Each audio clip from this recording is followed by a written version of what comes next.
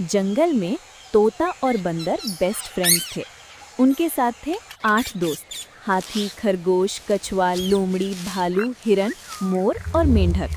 एक दिन बंदर बोला, आज सब मिलकर पार्टी करेंगे। तोता बोला, पार्टी मेरी आवाज से शुरू होगी।